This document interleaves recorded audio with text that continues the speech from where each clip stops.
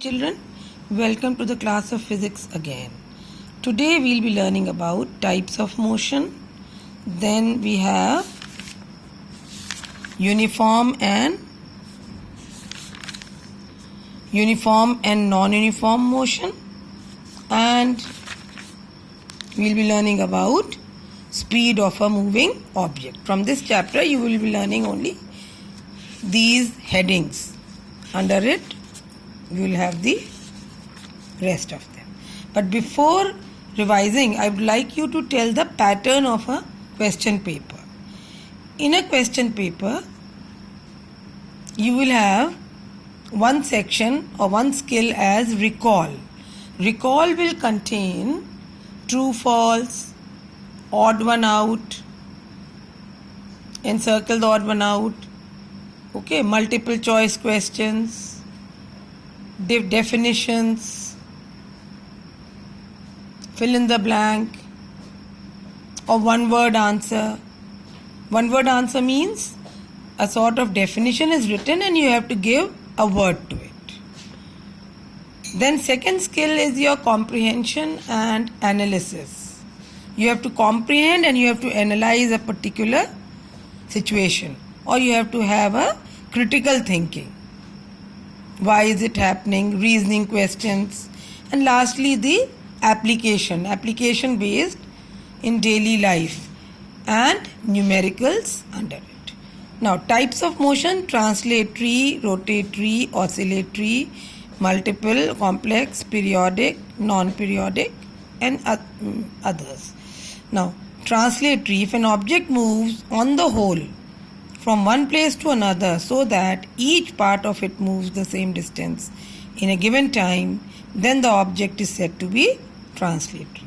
Now from this, in a recall, the definition can be asked that define translatory motion. Under translatory, rectilinear, if an object moves in a straight path. The examples are to be learnt: a boy running on a road, a child sliding down on a slide, motion of a freely falling stone. These all come under rectilinear motion. Apple falling from a tree, a stone dropped from a certain height, all these. Then curvilinear, if the motion moves along a curved path. A football kicked by a player, or a cricket ball being hit by a batsman. These are some examples. Please learn these examples. Circular motion, a special case of curvilinear. For example, the motion of the moon around the earth, motion of the earth around the sun, whirling of a stone tied to a string. You can see these figures here: motion of the earth, motion of the moon, motion of the stone tied to a string. Then rotatory, object moves around a fixed axis or a fixed point without changing its position on the whole. Spinning top, spinning charkha, roulette wheel, merry-go-round. These are all examples of rotatory motion which is given. Then comes your oscillatory. If an object moves to and fro about its mean position, then the object is said to be oscillatory motion. For example, movement of a simple pendulum, motion of a swing, needle of a swing machine, motion of a piston of an engine. These are the examples of oscillatory motion. Vibratory motion, don't learn. It's not to be learnt. Then we come to the multiple or complex motion. If any object has two or more motions together at the same time, that is said to be multiple motion. For example, the earth rotating on its axis and simultaneously revolving around the sun. That is your multiple or complex motion, because it is possessing two motions. A car moving on a road as a whole shows translatory, but wheels show rotatory.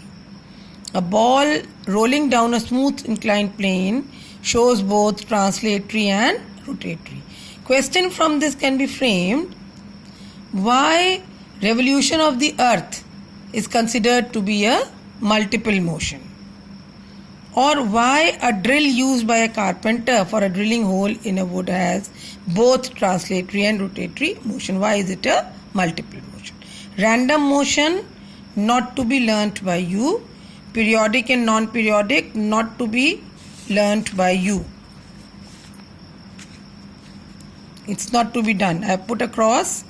I have sent you the notes also. Then uniform and non-uniform motion.